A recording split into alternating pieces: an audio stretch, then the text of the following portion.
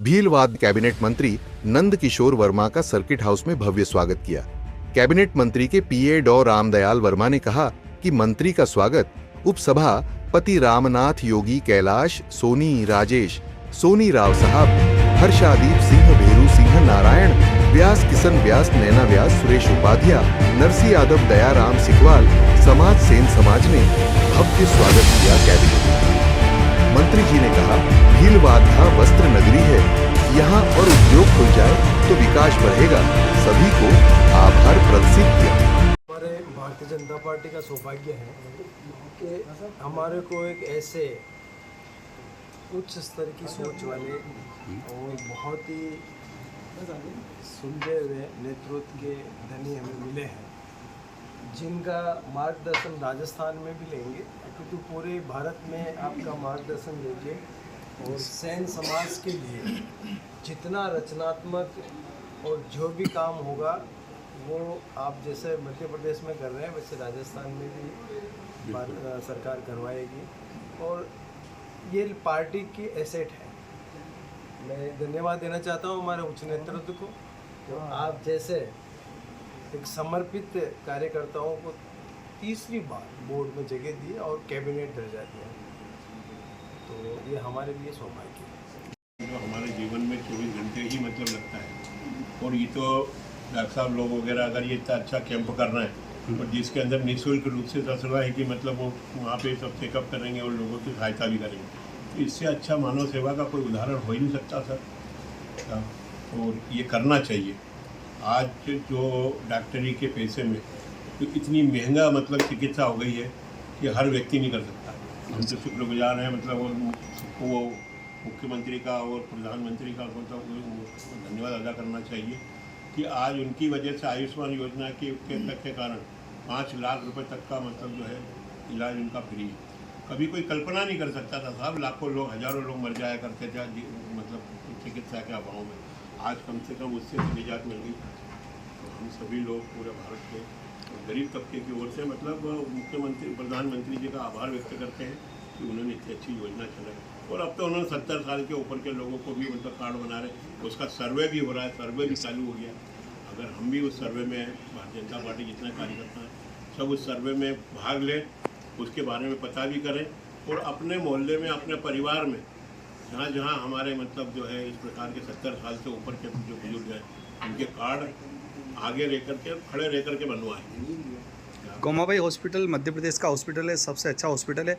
राजस्थान के अलावा अलग और प्रांत को भी सेवाएं दे रहा गोमाबाई हॉस्पिटल मध्य प्रदेश नीमच का, और उसकी सेवाएं भी अब यहाँ पर भी दी जा रही शाहपुरा के अंदर कैंप्स के अंदर। तो गोमाबाई हॉस्पिटल के लिए सर आप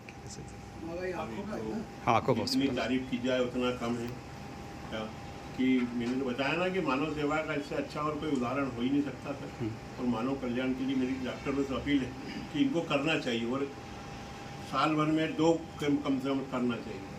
अगर आप सक्षम हैं तो साल भर में 4 करना चाहिए और भी अगर आपके मन में सेवा का भाव जगता है तो प्रति माह करना चाहिए, 1 शिविर करना चाहिए। क्या आज अगर हम किसी का चेकअप करते हैं तो उसको हम सलाह देंगे ये कि भाई तुमको ये तकलीफ है, तुमको ये तकलीफ है, तुमको ये इलाज करा, तुमको ये इलाज, ये भी इतना बड़ा क्या काम। आज किसी भी डॉक्टर को दिखाने जाते हैं तो 700 रुपये लगते हैं, कहीं 1100 रुपये लगते हैं, कहीं 1200। अंदर आ जाओ ऑफिस में, अंदर सर्किट हाउस। तो जब तक कोई इलाज कराता है सर्किट हाउस में अंदर आ जाओ, उसका घर धुल जाया करता था। अंदर आ जाओ सर्किट हाउस। आज तो चलो आयुष्मान योजना की वजह से सब थोड़ा सा मतलब हिम्मत, लेकिन आज से 5 साल पहले लोगों का घर धुल जाया करता था और व्यक्ति जब मर जाता था तो वो तो मर जाता था लेकिन उसके साथ में वो पूरे परिवार को अधमरा कर छोड़ जाया करता था, क्योंकि इतना कर्ज वो हो जाया करता था कि बेचारे वो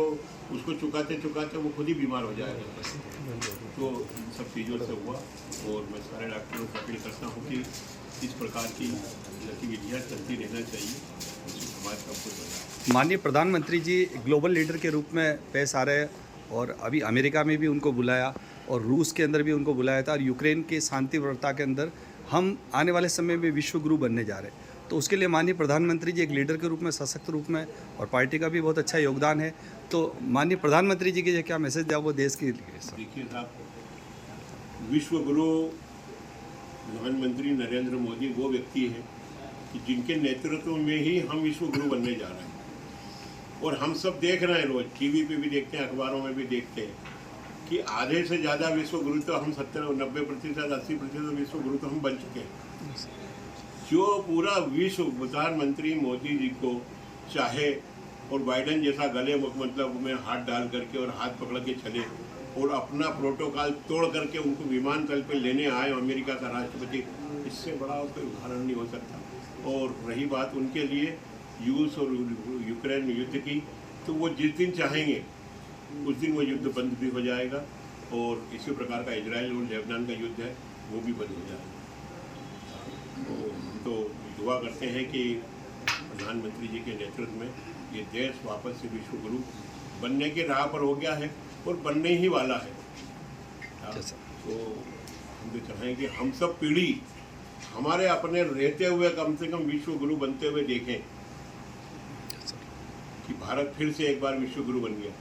और विश्व गुरु था भी सही, दूध की नदियाँ बहती थी, किसी प्रकार की कोई कमी नहीं थी, डाल डाल पर सोने की चिड़िया करती है जहाँ बसेगा तो देश से वापस वो समय आ रहा है जहाँ डाल डाल के वापस में सोने की चिड़ियाएँ मतलब जो है अपने आपके और हमारे देखते हुए विचरण करेगी, इसमें कोई बुराई नहीं। मैं नंद किशोर वर्मा मध्य प्रदेश राज्य के शिल्पी मंडल का अध्यक्ष हूँ, भारतीय सैनिक समाज का भी मैं राष्ट्रीय अध्यक्ष हूँ और मध्य प्रदेश में कैबिनेट मंत्री का दर्जा है मुझे और मेरा इंदौर निवास। दक्षिण कश्मीर के कुलगाम में सुरक्षा बलों और आतंकियों के बीच जमकर मुठभेड़ चल रही है। दोनों आतंकियों के छिपे होने की खबर है। सुरक्षा बलों ने पूरे इलाके को घेर लिया है, साथ ही आतंकियों की तलाश की जा रही है।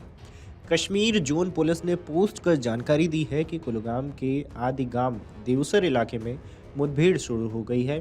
पुलिस और सुरक्षा बल काम पर लगे हुए हैं।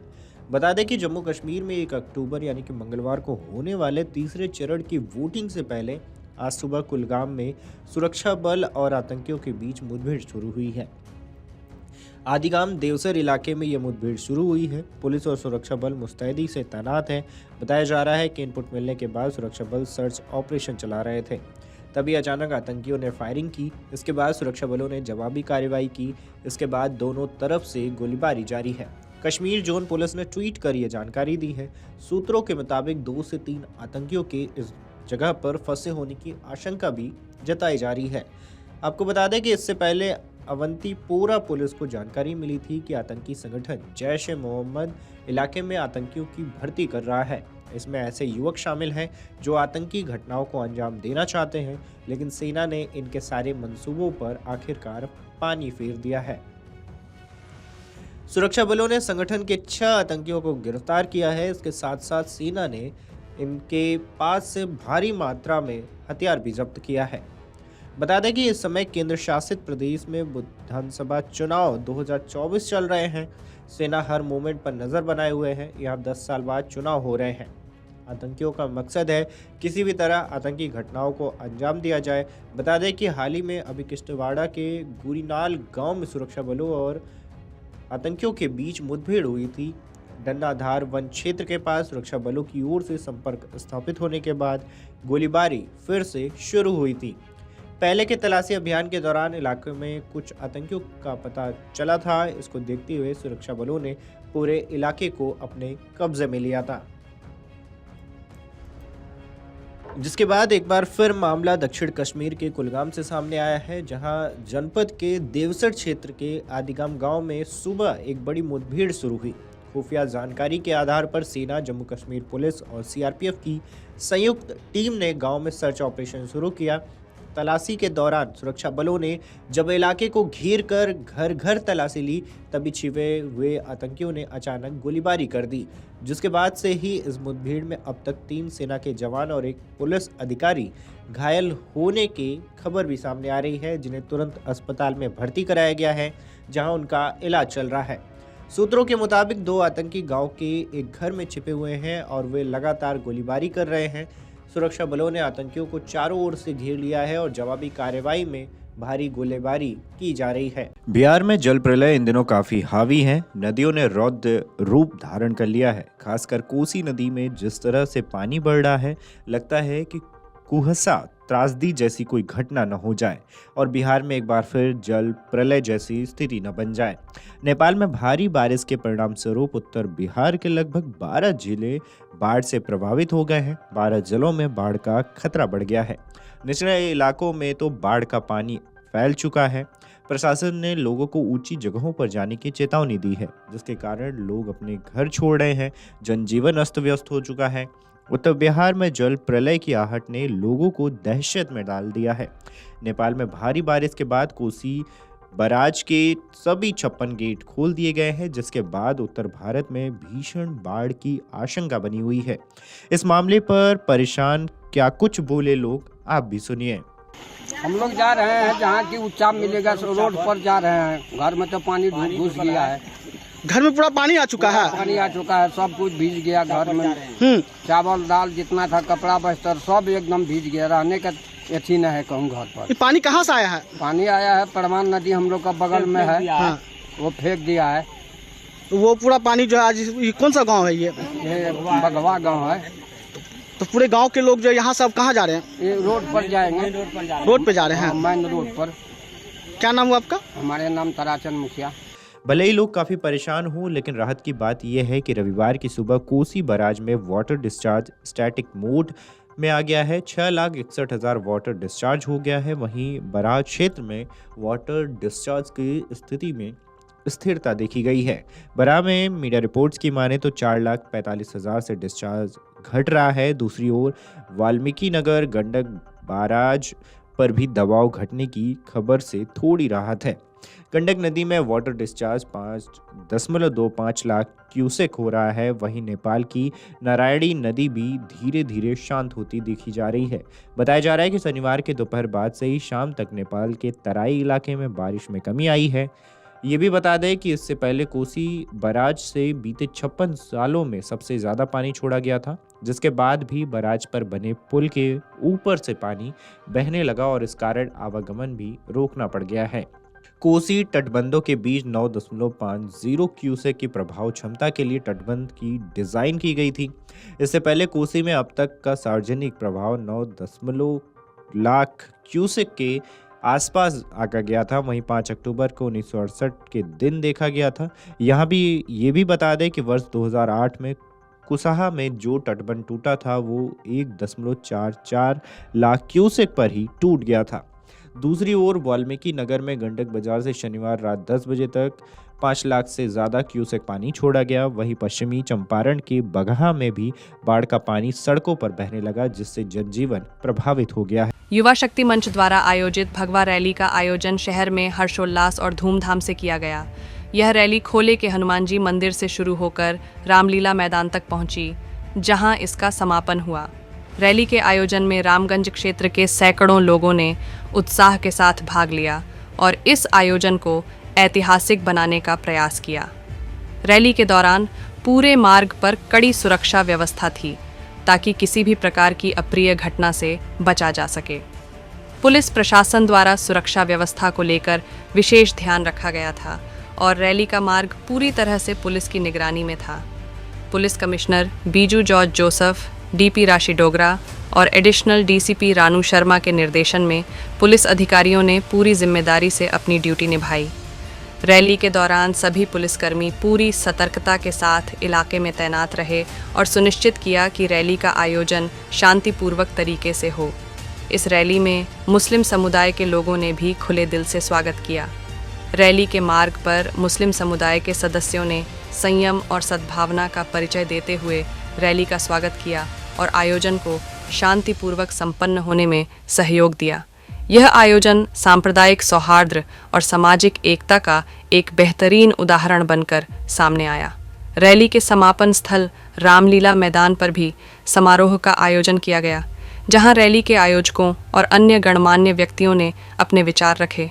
इस आयोजन में पुलिस प्रशासन की निगरानी और सहयोग के कारण रैली का आयोजन पूरी तरह से सफल और शांतिपूर्वक तरीके से संपन्न हुआ।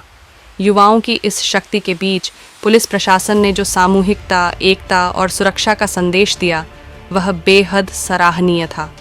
यह आयोजन दिखाता है कि सही दिशा में किए गए प्रयास से समाज में सामूहिक सद्भावना और शांति कायम की जा सकती है। सीतामढ़ी में जिले के बेलसन प्रखंड स्थित मधकौल गांव के समीप बागमती तटबंध में माउस होल से हो रहे रिसाव के कारण बांध टूट गया, जिससे 15 गांवों में बाढ़ का पानी घुस गया है। इससे 30,000 की आबादी प्रभावित हो गई है। इस घटना ने स्थानीय समुदाय के लिए गंभीर संकट उत्पन्न कर दिया है। प्रभावित गांवों में मधकौल के साथ साथ जाफरपुर, पंडहिया, ओलीपुर, कंसार और बसौल प्रमुख हैं, जहां 5 फीट तक पानी घुस गया है। आने जाने वाले मुख्य सड़क के साथ ही ग्रामीण सड़कों पर पानी का बहाव तेज है। बाढ़ प्रभावित लोग छतों के साथ ही घर छोड़ ऊंचे स्थानों पर शरण ले रहे हैं। इधर एसडीआरएफ की टीम लोगों की रेस्क्यू में जुट गई है। लोगों को घरों से निकालकर सुरक्षित स्थानों पर पहुंचा रही है। स्थानीय लोगों का कहना है कि सुबह से ही मधकौल बांध में माउस होल से रिसाव की सूचना प्रशासन को दी गई थी। प्रशासनिक अधिकारियों ने मौके पर पहुंचकर रिसाव की जांच की, लेकिन तकनीकी टीम को सहायता के लिए 4 घंटे तक नहीं भेजा। इस बीच ग्रामीणों ने स्वयं रिसाव को रोकने का प्रयास करने लगे, लेकिन बिना उचित संसाधनों और जानकारी के वे लोग सफल नहीं हो सके। अंततः बांध टूट गया, जिसकी चपेट में आने से सैकड़ों घर जलमग्न हो गए हैं। ग्रामीणों को सुरक्षित स्थानों पर जाने के लिए मजबूर होना पड़ रहा है। बांध टूटने के बाद 30,000 की आबादी प्रभावित हो गई है। पानी का बहाव को है वह काफी तेजी से हो रहा है। बांध फिलहाल 50 फीट टूटा है, लेकिन हालात यह है कि इसका दायरा बढ़ता ही जा रहा है। लोग ऊंचे स्थान की ओर निकल गए हैं। अभी भी सैकड़ों लोग फंसे हुए हैं, जिनको निकालने के लिए एसडीआरएफ और एनडीआरएफ के साथ साथ आसपास के लोग जुटे हुए हैं। बताया जा रहा है कि सैकड़ों लोगों के घर डूब गए हैं, जिसके चलते उनके जिंदगी भर की कमाई भी उसी में बह गई है। सैकड़ों की संख्या में मवेशी भी बह गए हैं, लेकिन कुछ मवेशियों का रेस्क्यू किया गया है। घर में रखे सारे सामान को छोड़कर लोग ऊंचे स्थान पर अपने बच्चों को लेकर भाग रहे हैं। बांध टूटने के बाद से अब पानी का बहाव रूनी सैदपुर प्रखंड के गांवों की ओर बढ़ रहा है, जिससे और अधिक गांवों को खतरा उत्पन्न हो गया है। स्थानीय लोगों की स्थिति चिंताजनक है और उन्हें तत्काल राहत सामग्री की आवश्यकता है। सरकार और स्थानीय प्रशासन को अब इस संकट का समाधान निकालने के लिए त्वरित कदम उठाने की आवश्यकता। जनपद बुलंदशहर बोरवेल से मोटर निकाला, उससे तार चोरी करने वाले शातिरों से सिकंदराबाद पुलिस की हुई मुठभेड़। पुलिस की गोली लगने से शातिर महेंद्र हुआ घायल व वीरेंद्र और अर्शिपाल भी हुए। गिरफ्तार बाइक पर सवार होकर क्षेत्र में तार चोरी की वारदात कारित करने निकले थे तीनों शातिर। 2 तमंचे, 2 जिंदा व 2 खोखा कारतूस, तार व मोटर खोलने के औजार बरामद। बोरवेल से मोटर निकालकर उसमें से तांबे का तार चोरी कर ले जाते थे। गिरफ्तार हुए शातिर मुखबिर की सूचना पर सिकंदराबाद पुलिस की संतपुरा नहर के पास हुई मुठभेड़। आज दिनांक 30 सितंबर 2024 की देर रात्रि थाना सिकंदराबाद पुलिस संतपुरा नहर के पास चेकिंग कर रही थी। इसी दौरान 3 बाइक सवार व्यक्ति को पुलिस के द्वारा रुकने का इशारा किया गया। इस पर उक्त व्यक्तियों के द्वारा भागने का प्रयास किया गया एवं पुलिस पार्टी के ऊपर फायरिंग की गई। आत्मरक्षार्थ पुलिस के द्वारा जवाबी फायरिंग में एक बदमाश घायल हो गया है। पूछताछ में इन बदमाशों ने अपना नाम महेंद्र, वीरेंद्र एवं ऋषिपाल निवासी कोतवाली देहात बुलंदशहर बताया है एवं यह भी बताया है कि पिछले कुछ महीनों से इनके द्वारा आसपास के थाना क्षेत्रों में नलकूप एवं मोटर चोरी की घटनाएं कारित की जा रही थीं। इनके पास तांबा एवं मोटर चोरी करने के उपकरण, 2 अवैध असला, 2 जिंदा कारतूस, 2 खोखा कारतूस बरामद किए गए हैं। घायल को प्राथमिक उपचार हेतु सीएससी भेज दिया गया है। अग्रिम विधिक कार्रवाई की जा रही है। होटल फेडरेशन ऑफ राजस्थान के प्रतिनिधि मंडल ने केंद्रीय पर्यटन मंत्री माननीय गजेंद्र सिंह शेखावत से शिष्टाचार भेंट कर मांग रखी कि भारतवर्ष में विदेश से आने वाले पर्यटकों की सुविधा के लिए ज्यादा से ज्यादा फ्रेंडली देश के पर्यटकों को वीजा ऑन अराइवल भारत में ही वीजा प्रोसेस की सुविधा होनी चाहिए, जिससे पर्यटकों को अपने देश में वीजा लगाने के झंझट से निजात मिले, जिससे आसान वीजा सुविधा के कारण विदेश से आने वाले अधिक से अधिक पर्यटकों की संख्या देश में बढ़ सके। इसके साथ साथ छोटे बजट होटल को जीएसटी में छूट की मांग भी रखी गई। माननीय मंत्री जी ने पर्यटन सेक्टर के हित में आगामी दिनों में इन सभी विषयों पर रिलैक्स दिलाने का आश्वासन दिया। श्री गजेंद्र सिंह शेखावत ने कहा कि राजस्थान में बने वीर योद्धाओं एवं देवी देवताओं के पैनोरमा को भी पर्यटक स्थलों के रूप में पहचान के लिए प्रयास किया जाएगा। होटल फेडरेशन ऑफ राजस्थान द्वारा माननीय मंत्री जी का स्वागत किया गया। इस अवसर पर होटल फेडरेशन ऑफ राजस्थान के अध्यक्ष हुसैन खान, सचिव शैलेश प्रधान, कोषाध्यक्ष संदीप गोगिया, सदस्य कृष्ण अवतार, क्षितिज शर्मा के अलावा अनेक सदस्य उपस्थित रहे। हवा महल विधानसभा के विधायक बाबा बाल मुकुंद आचार्य एक बार फिर विवादों में घिर गए हैं।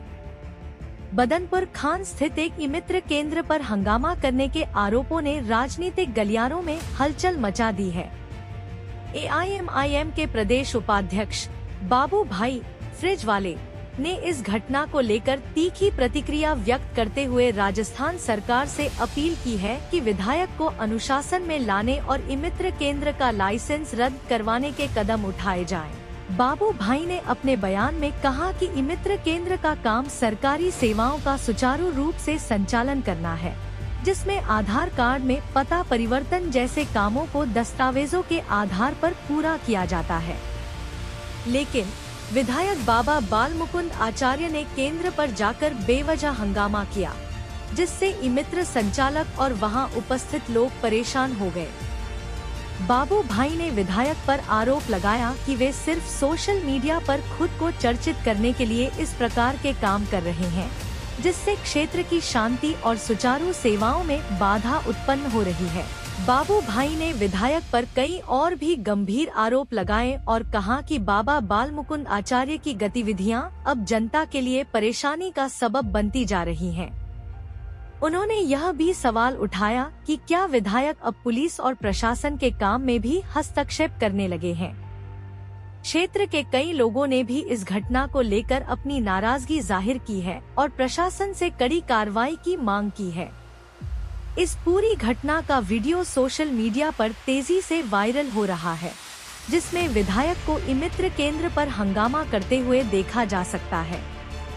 वीडियो वायरल होते ही लोगों में चर्चा का विषय बन गया, जिससे विधायक की छवि पर भी सवाल खड़े हो रहे हैं। बाबू भाई ने यह भी कहा कि विधायक सिर्फ सोशल मीडिया की लाइमलाइट में बने रहने के लिए इस तरह की गतिविधियों को अंजाम दे रहे हैं, जो एक जिम्मेदार जनप्रतिनिधि के आचरण के खिलाफ है। एआईएमआईएम के नेताओं और स्थानीय लोगों ने इस घटना की निंदा करते हुए प्रशासन से कड़ी कार्रवाई की मांग की है। उनका कहना है कि अगर इस तरह के घटनाक्रम पर रोक नहीं लगाई गई, तो आम जनता का भरोसा प्रशासन और जनप्रतिनिधियों पर से उठ जाएगा। वहीं दूसरी ओर विधायक की ओर से इस मामले पर कोई औपचारिक प्रतिक्रिया नहीं आई है, लेकिन मामले की गंभीरता को देखते हुए राजनीतिक हलकों में इस घटना पर चर्चा जोरों पर है। अब देखना होगा कि प्रशासन इस मामले में क्या कदम उठाता है और क्या विधायक बाबा बाल मुकुंद आचार्य पर लगे आरोपों की जांच की जाती है या नहीं। इस पूरे घटनाक्रम ने हवा महल विधानसभा क्षेत्र की राजनीति को गरमा दिया है। बाबू भाई, ई-मित्र के ऊपर अभी बाबा का बवाल चल रहा है। बाबा बवाली के नाम से मशहूर भी हैं वो, और ई-मित्र देखना सरकार के अधीन आता है। जो ई-मित्र वाले अपने जो कागज़ बनाते हैं, जिनके लिए आधार हो या पैन कार्ड हो, जिस तरीके की दस्तावेज कोई भी लेके आता है, तो वो उनके फॉर्म जो है फिल करने का आई थिंक उनका काम होता है, ना कि बनाने का। तो इस पर आप क्या कहना चाहते हैं?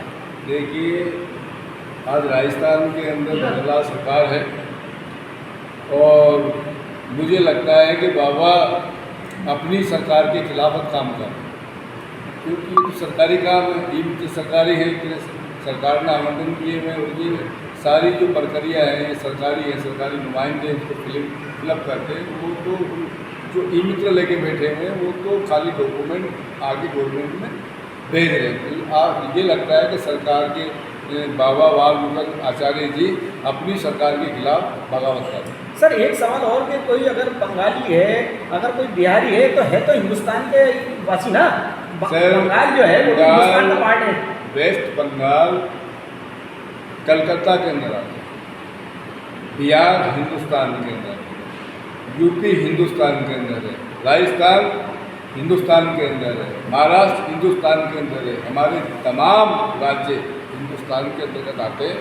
और यहाँ के जो बासिंदे होते हैं वो किसी भी राज्य में, किसी भी ज़िले में अगर शरण जाकर रहते हैं, अपना मकान परचेज करते हैं, उनको मकान खरीदने के अधिकार है, किराए से रहने का अधिकार है, और उनको अपना आधार के अंदर, अन्य डॉक्यूमेंट्स के अंदर अपनी जगह का नाम ट्रांसफर करने का पूर्ण अधिकार सरकार ने दे रखा। तो बाबा बाल गंगाधर आज़ादी जी ये होते कौन है इसी को रोकने का?